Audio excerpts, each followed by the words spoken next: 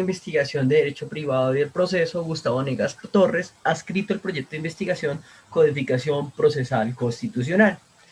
Para ser metodológico esta investigación vamos a comenzar dando desde una introducción, una pregunta de investigación, unos antecedentes, qué es una antinomia, Colombia y sus contradicciones, Ecuador sus contradicciones y una responsabilidad internacional, generando unas conclusiones propiamente dichas.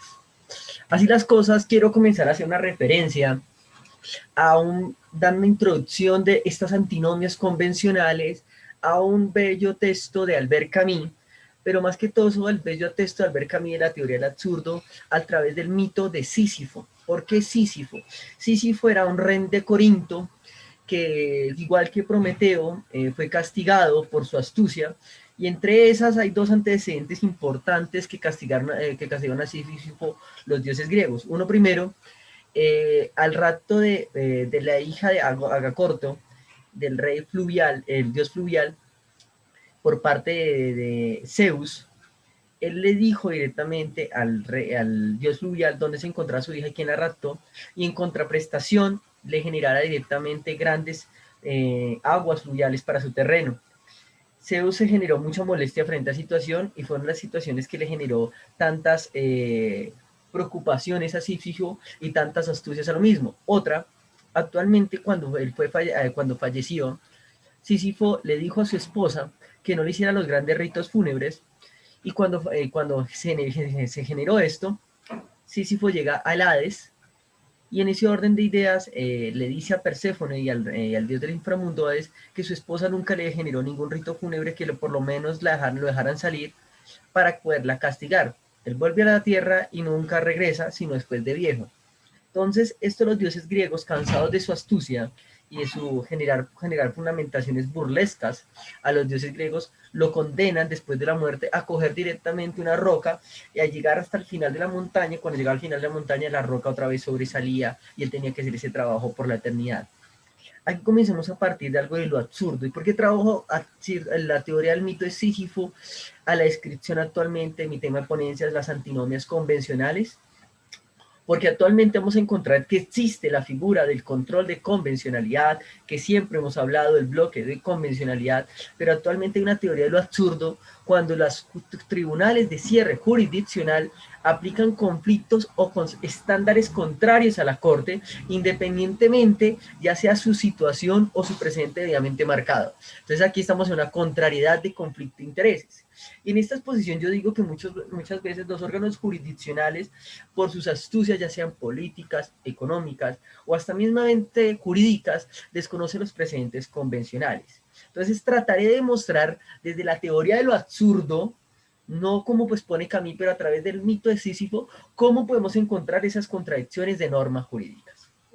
Así las cosas, podemos decir en este sentido que la Corte, un tribunal de cierre jurisdiccional, puede contrariar estándares interamericanos. Esa es la pregunta de investigación que me voy a tratar de enaltecer.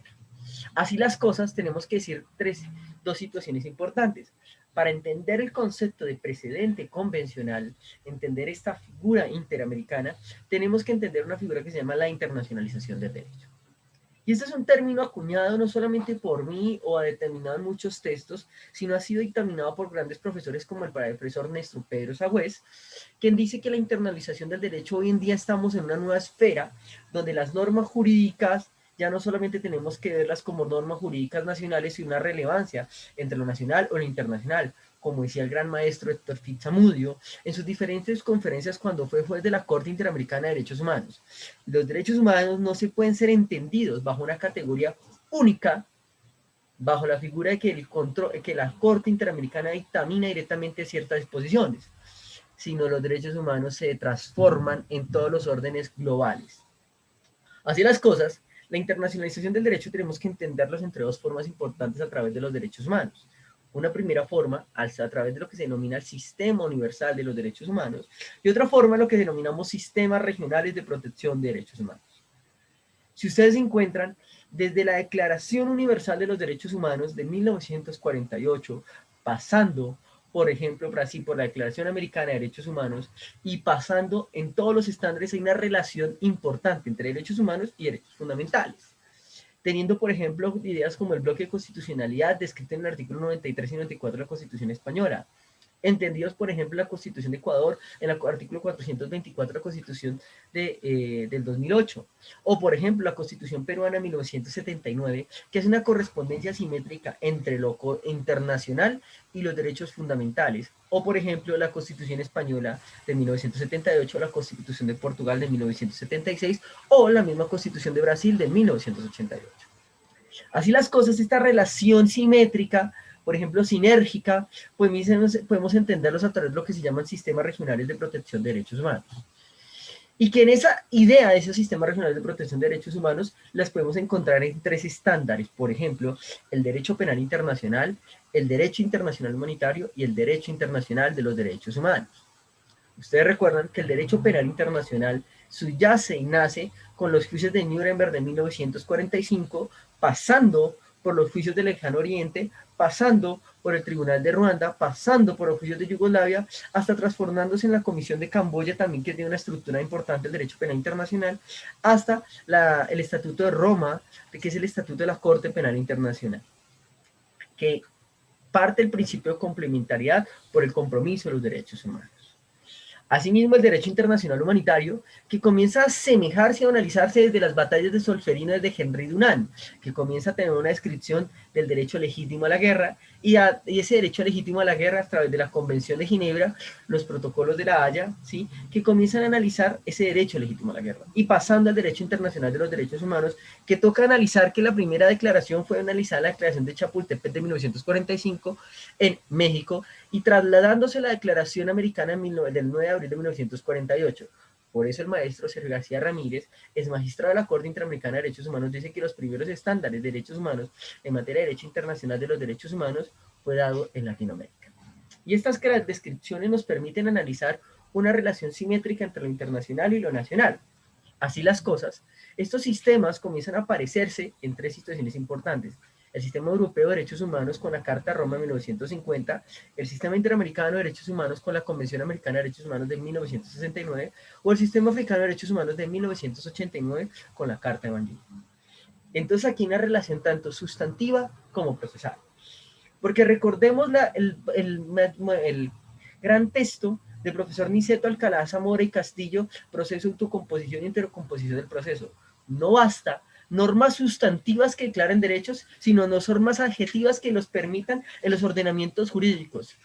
Y así aparece en Niceto Alcalá Zamora y Castillo, y como dice el maestro Héctor Fitzsamudio, una justicia procesal transnacional que transforma el ordenamiento jurídico. Y este permite en un sistema dual cambiar la noción de derecho como una noción no solamente de derecho procesalista a un derecho procesal constitucional entendida en la procesal transnacional de los derechos humanos. Así las cosas, tenemos que entender que en esa descripción aparece un nuevo paradigma: la interpretación de las normas jurídicas. Y cuando yo hablo de la interpretación de las normas jurídicas, y permíteme hacer un antecedente muy importante, tenemos que entender algo importantísimo en este nivel. Por permitirme a ustedes hablar un poquito de filosofía del derecho y teoría jurídica. Recordemos que desde el Círculo de Viena, pasando por textos como Arthur Kirchmann, el Círculo de Viena comienza a entender una ciencia objetiva del derecho. Y el Círculo de Viena eso pensó, una ciencia objetiva, se transformó en el bello texto o en el bello jurista austrohúngaro Hans Kelsen, que en su bello texto La teoría pura del derecho, pasando por la teoría general del Estado y los principios del derecho público, trata de hablar de una validez de la norma jurídica donde no escapen directamente sórdidos temas de la subjetividad humana.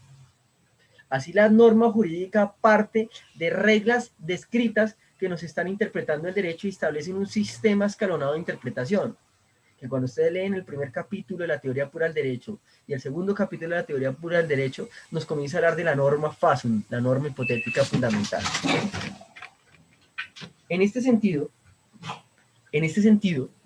cuando nosotros hablamos de la norma FASUN, nos hablan de una interpretación jurídica.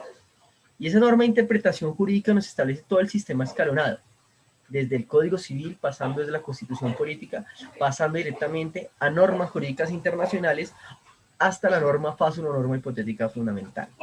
Pero ¿cuál es el problema de esas normas hipotéticas o cuál es el problema de esa situación? que desde la escuela del positivismo metodológico se entendía que las normas daban respuestas correctas en el derecho y que su interpretación era literal y exegética al ordenamiento jurídico.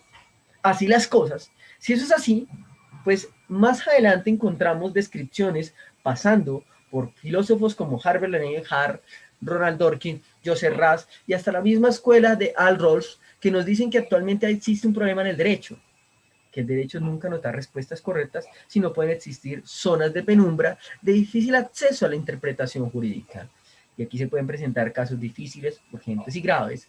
Y por eso el papel de la interpretación no solamente debe ser un papel de la interpretación, solamente es entendido al prisma del legislador, sino entendido ante un segundo prisma que más esporádicamente se entendió la jurisprudencia como una ciencia, o la jurisprudencia a través de la doctrina constante desde el derecho francés, donde los jueces pueden interpretar normas jurídicas cuando son casos difíciles, urgentes del derecho, y el legislador es insuficiente en su interpretación.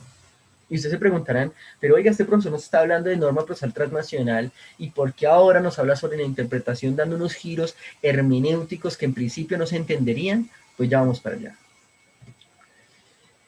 Este concepto de la interpretación como el papel del juez cobra suficiente relevancia desde tres aspectos importantes: el bloque de constitucionalidad, la Convención de Viena, el control de convencionalidad y algo que tenemos que entender hoy en día que ya ha sido reseñado, lo que se ha llamado el bloque de convencionalidad. Desde la Constitución francesa de la Quinta República de 1958 se está estableciendo que en principio hay normas de carácter implícitas que están en el ordenamiento jurídico y que tienen que ser un puente entre lo nacional o lo internacional.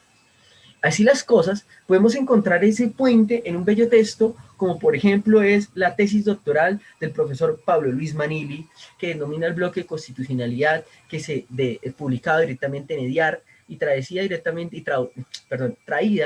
a Colombia actualmente porque es la tesis doctoral de la Universidad de la UBA en Argentina. Así las cosas, el bloque de constitucionalidad fue radiado, por ejemplo, en materia latinoamericana, la Constitución peruana en 1979.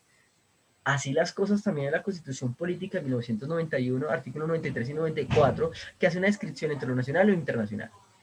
Y aquí comienza a cobrar relevancia la teoría general del Estado de Kelsen, cuando dice que los estados, cuando se comprometen en esos fundamentos internacionales, hay una aceptación implícita de esas normas jurídicas. Y aquí comienza la norma internacional más importante que podríamos analizar, que es la Convención de Viena de 1969, que nos dice que hay imperativos, y uno de los imperativos es que un tratado debidamente ratificado del Estado no puede interponer su norma doméstica nacional para vulnerar.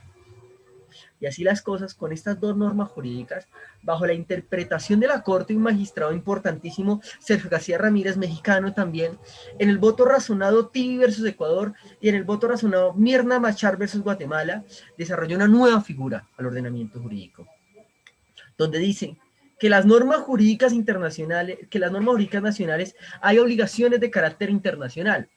Entre esas, al artículo segundo, que dice el deber de adoptar disposiciones en el derecho interno.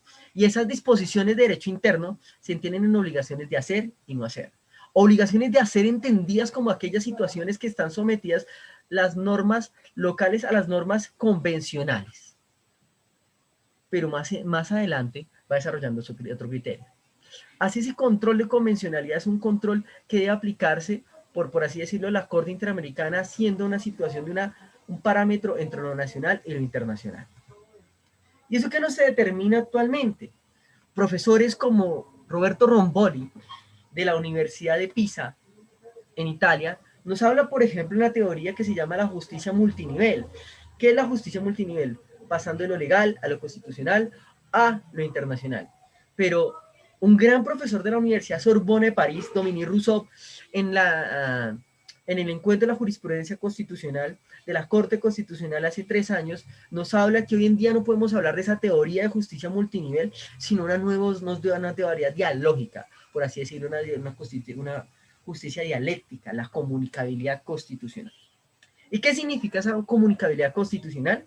Que hoy en día los órganos no solamente establecen, dialogan, establecen criterios importantes del ordenamiento jurídico, pero esos criterios importantes no han sido entendidos, porque, por ejemplo, ustedes ven la ley 1437 del 2011, Código de Contencioso y Procedimiento Administrativo, o la ley 1564 del 2012, artículo 11, donde en principio, si ustedes encuentran el artículo 11 de la ley 1437 en su artículo 77, nos habla sobre el control de legalidad, y el artículo 12 el acceso a la administración de justicia, no nos habla es que se tiene que hacer una interpretación de las normas convencionales, sino nos hablan de la interpretación constitucional. Porque nos quedamos quedando en un discurso dialógico del siglo XX, y ahí tenemos otro discurso muy importante. Así las cosas, lo legal tiene que estar sometido a lo constitucional y lo constitucional tiene que estar sometido a lo convencional. Y ustedes dirían, pero bueno, eso sería como una justicia multinivel, lo que estaría diciendo Roberto Romboli está bien. Pero recuerden que hay dos normas importantísimas desde la norma interamericana. Está el principio pro hominem y está el principio de adecuación. El principio pro hominem, hay una profesora mexicana que se llama Mónica Pinto, en su texto nos dice que el principio pro hominem son las reglas interpretativas, que si hay una norma más beneficiosa al caso concreto, se tiene que aplicar. Y más en materia de derechos humanos. Es decir, que si existe una norma jurídica, ya sea Ecuador, Colombia, Bolivia, Argentina, más beneficiosa que las normas de la Corte Interamericana de Derechos Humanos, y cuando hablo de normas ya les voy a decir por qué esto no es un error, o las normas convencionales, pues en ese sentido debe aplicarse la norma jurídica más beneficiosa al tenor de los derechos humanos. Si bien que en ese orden de ideas no es un derecho piramidal, sino un derecho dialógico, por eso Omini Russo tiene mucha razón cuando expone esa idea argumentativa. Hoy los órganos dialogan con criterios hermenéuticos de interpretación jurídica. Y esos criterios de interpretación jurídica tienen un tenor importante como la obligación de hacer, que les estaba hablando importante, el principio de adecuación. Así las cosas, eso nos establece un criterio importantísimo, cómo se hacen esos diálogos. Esos diálogos se establecen en dos categorías, normas sustantivas y normas procesales. Normas, comencemos con las normas procesales porque estamos en un congreso o un reconocimiento al maestro Héctor Fitzsamudio procesal constitucional. Poco a poco la Corte Interamericana ha desarrollado el control de convencionalidad bajo unos estándares o niveles o tesis de esos controles de convencionalidad. Eso no solamente lo digo yo, también lo dice Humberto Sierra Porto. Ese test de control de convencionalidad es como una geología de ese derecho internacional, y más cuando hablamos de interpretación de normas procesales. La Corte Interamericana, desde el caso Almonacid Arellano versus Chine, comienza a decir que actualmente no solamente dos tipos de controles, concentrado y difuso. Concentrado, que la Corte Interamericana lo hace en el caso concreto cuando se presenta la petición de denuncia y se tramita todo el proceso jurisdiccional desde la etapa de la comisión hasta la etapa de la Corte, y en ese sentido la Corte Interamericana determina si el Estado violentó o no violentó la norma convencional del sujeto de que estamos hablando, del sujeto de derechos humanos. Pero también dice que ella no puede desarrollar todas esas teorías o todas esas sentencias que llega a la Corte, es imposible. Porque imagínense, actualmente habían 24 estados y los problemas que tienen los estados es complejos. Entonces la Corte dice, mira, hay unos niveles de tensión. Y entonces en ese sentido ustedes, jueces colombianos, chilenos, paraguayos, tienen que aplicar un control difuso de convencionalidad. Y hablamos de un control de carácter vertical. Y eso los jueces lo tienen que aplicar los órganos de cierre jurisdiccional. Pero más adelante, en el caso Cabrera García Montiel, voto razonado Eduardo Ferrer MacGregor, habla que no solamente son los jueces, da una escala mayor que tienen que presentar los funcionarios jurisdiccionales. Pero en el caso Hellman versus Uruguay y caso Chocron versus Venezuela, se dice no solamente que son ya no son solamente los funcionarios jurisdiccionales, sino los funcionarios públicos. Por ejemplo, en Colombia, la Procuraduría no es juez, pero presta una función jurisdiccional. Ellos tienen que aplicar el control de convencionalidad. Los funcionarios públicos, por ejemplo, cuando estoy en una materia de una acción de tutela y notifico mal la tutela, eso no es un ejemplo mío. En ese sentido, en la mala notificación de la tutela, ya en ese orden de días se está violentando la convención y es una aclaratoria de responsabilidad internacional. Y en ese orden de ideas tenemos que decir, como decía Eduardo Santofimio Gamboa en muchas de sus sentencias en el Consejo de Estado, tenemos que aplicar el estándar de control convencional, una justicia dialógica al tenor de esa comunicabilidad constitucional. ¿Y eso de qué se desarrolla? A través de dos situaciones importantes, lo que se llama los derechos innominados y la res judicata y la res interpretata interamericana. ¿Qué sucede en este sentido? ¿Qué sucede en este sentido? ¿La red judicata qué es? Ustedes se dirán. La red judicata internacional establece que en principio cuando se presenta una sentencia frente a un Estado, hace fundamento acoso juzgado internacional. Ese acoso juzgado internacional obliga al Estado a cumplirla. Por ejemplo, el caso Ginette Bedoya, por ejemplo, el caso Petro versus Colombia, por ejemplo, el caso Radilla Pacheco versus directamente México, por ejemplo, caso Algodonero versus México, etc, etc, etc, entre otras cosas. Cuando la Corte Interamericana castiga, ya es una sentencia de acoso juzgado internacional que no puede ser discutida nuevamente. No puede ser discutida nuevamente. Así las cosas, tenemos que decir que las res interpretata establece unos criterios de interpretación jurídica. Y esos rezagos de interpretación jurídica establecen unos criterios importantísimos. Por ejemplo, ¿por qué? Porque no solamente el acoso juzgado internacional, sino las interpretaciones que diga la Corte Interamericana de Derechos Humanos frente a sus principios vectores de interpretación.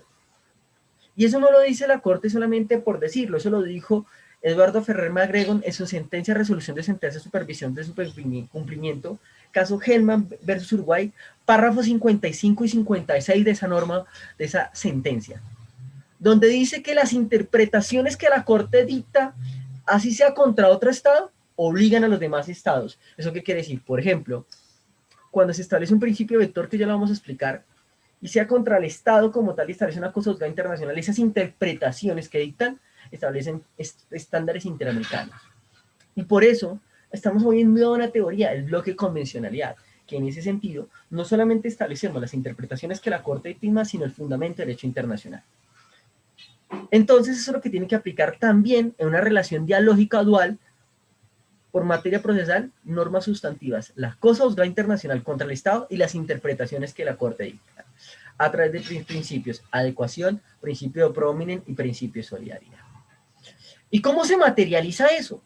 Pasamos de articulaciones como lo nominado o lo innominado. Y les quiero dar unos ejemplos nomás someros. Hay primero un ejemplo, el caso Ordóñez Maldonado versus Guatemala, donde la Corte Interamericana ha dicho que a los actos administrativos de carácter discrecional se debe motivar. Así las cosas. Otro caso muy importante es la orientación sexual, que en el caso Karen Natala Riffy versus Niñas versus Chile, dice actualmente que la orientación sexual es un derecho humano. Por ejemplo, en otro caso, el derecho a la sexualidad reproductiva, caso Octavia Murillo versus Costa Rica, donde la Corte Interamericana dice que el derecho a la sexualidad reproductiva es un derecho humano. Y, por ejemplo, el plazo razonable que establece las 4 causales importantes. ¿Y eso cómo se relaciona? Ya voy a terminar, 5 minutos más. ¿Sí? ¿Eso cómo se relaciona? Al tema de la ponencia, lo que se denomina las antinomias convencionales. ¿Qué es una antinomia? Esto es un concepto traído de Kant, donde dice Kant conserva un criterio etimológico contradictorio o un conflicto de la razón, un conflicto de conocimientos. Es un sofisma, dice Kant. Y esa relación antonómica la podemos encontrar en 2 fundamentos importantes. Un primer ejemplo, Colombia versus el estándar de la Corte Interamericana. Y aquí quiero decir esto. Imagínense que Colombia, en un precedente muy importante, si los funcionarios públicos elegidos popularmente se pueden destituir, actualmente por una sentencia, no se pueden destituir. La Corte Constitucional Colombiana, desde su precedente, desde la sentencia C025-93 hasta la sentencia C111-2019, dice que se puede destituir por cualquier órgano jurisdiccional. De la Corte Interamericana, el caso de Leopoldo López Mendoza versus Venezuela, dice que los funcionarios públicos elegidos popularmente se pueden destituir solamente por una sentencia o juez penal debidamente motivada. Y ese caso, independientemente que fue en el 2011, la Corte Constitucional ya lo sabía y le podemos encontrar en 2 precedentes, sentencia de unificación 7.2 del 2003 y sentencia C111 del 2019. Independiente al estándar que dijo la Corte Interamericana de Derechos Humanos, contravía directamente en materia dolosa o culposa, por así decirla, la contradicción histórica del precedente convencional al precedente de la Corte Interamericana de Derechos Humanos. Y la cita mal. Por eso en el caso Gustavo Petro, del Don versus Colombia del 2020, castiga al Estado colombiano por su responsabilidad internacional. ¿Y eso qué nos determina? Hay una primera relación antinómica, la segunda relación antinómica, la República de Ecuador. Hay una sentencia que es una acción de cumplimiento, que también es relación antinómica, frente, por ejemplo, al derecho a la educación superior, en una acción de cumplimiento del expediente 3421, 3420, raya y 1C, magistrada Carmen Ponce, donde dice que actualmente que un tribunal constitucional en materia de COVID puede desconocer, por ejemplo, situaciones en materia de educación superior, por situaciones de emergencia, quitarle rubros a la educación superior. Independientemente que la Constitución ecuatoriana del 2008 es una constitución progresiva en derechos económicos, sociales y culturales, como los derechos de la Pachamama. Esa relación antinómica la podemos encontrar en el caso Buendía versus Perú, ¿sí? Donde la Corte Interamericana dice que en materia de derechos económicos, sociales y culturales los derechos pueden ser regresivos, pueden haber cierta regresividad, porque tenemos que partir siempre del proceso, principio de progresividad, los derechos tienen que ser progresivos, pero hay costos de los derechos. Pero el Comité de los Derechos Humanos, para que haya una regresividad en materia de DES, tienen que aplicarse unos estándares. Primero, el nivel de desarrollo del país, la gravedad de la presunta infracción, la situación económica del país, ¿sí? La existencia de otra necesidad importante y el estarte parte debe necesitar una asistencia de una comunidad, a la comunidad internacional. Y esos estándares, el Tribunal Constitucional ecuatoriano no los aplicó en la acción de cumplimiento y aún así quedó rubros a la educación superior, por ejemplo, en materia ecuatoriana. Estas dos relaciones antinómicas nos permiten ya explicar que en ese sentido hablamos de una responsabilidad por hecho ilícito internacional. Responsabilidad por el hecho ilícito internacional desde la Convención de Viena en 1969 hasta la resolución de cumplimiento, la resolución 19 del año 2001, proyecto de responsabilidad por hechos ilícitos internacionales, que se aplican en el principio de reciprocidad y responsabilidad ultra responsabilidad bajo el régimen subjetivo, que se predica directamente en el culpa en vigilando. Y aquí encontramos la existencia o una omisión, un acto ilícito que fue imputable, por ejemplo, a los órganos jurisdiccionales y produce un daño a los intereses interamericanos. No siendo más, quiero dejarles con dos situaciones importantísimas hasta aquí. No os dejéis ante todo por seducir por el mito del legislador, más bien pensad en el juez, que es verdaderamente la figura central del derecho. Un ordenamiento jurídico se puede concebir sin leyes, pero no sin jueces.